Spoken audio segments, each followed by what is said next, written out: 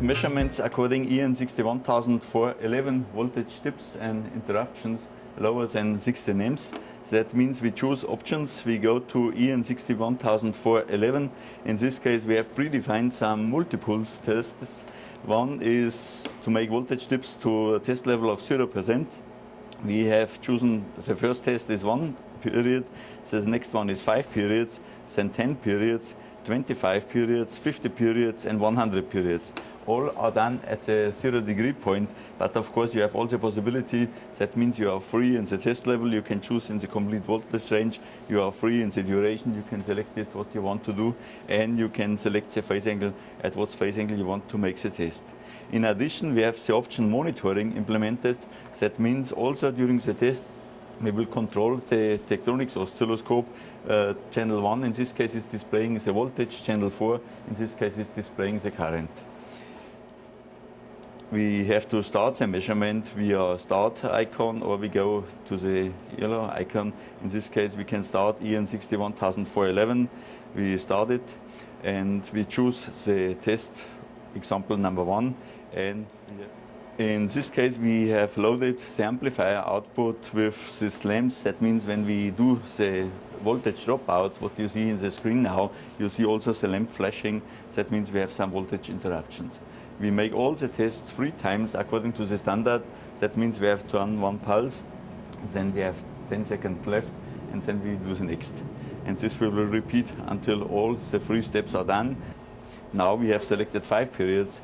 You will see it in the screen of the oscilloscope. We have a longer interruption time adjusted. In this case, all is free. That means you have all the possibilities for different voltages, like I have already told, for different dropout time and for the phase angle where you want to adjust. This test is predefined according to the standard EN 61411 with some examples. Meanwhile, we are at 10 periods for the test time. That means we have an interruption of 10 periods.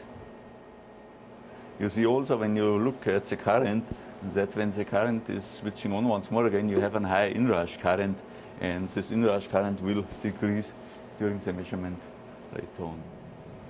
We have selected now 25 periods. Now we go already to 50 periods. This is already test pulse number 3. That means next we will go to 100 periods, and this 3 tests now the last during this example. You don't have to set the oscilloscope?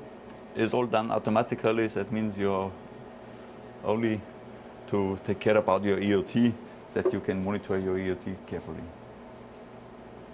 Because you have to decide if the EOT is according to the standard or not.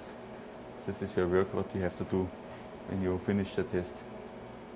Now we see when we have finished the test, you have to decide if the EOT is a normal operation or whatever. You have to choose according to the standard. These test results are already predefined in the standard, and you have to select according to these values. You're making the judgment on the acceptance criteria if you passed or failed. Correct. And you remind the user with that text Correct. what the criteria are. Now we have finished the test. That means all the data are available in the test report, and you see it also inside the test report. You have all the screenshots what we have done during the measurement are implemented in the test report for the users. That means you can give it to your customers.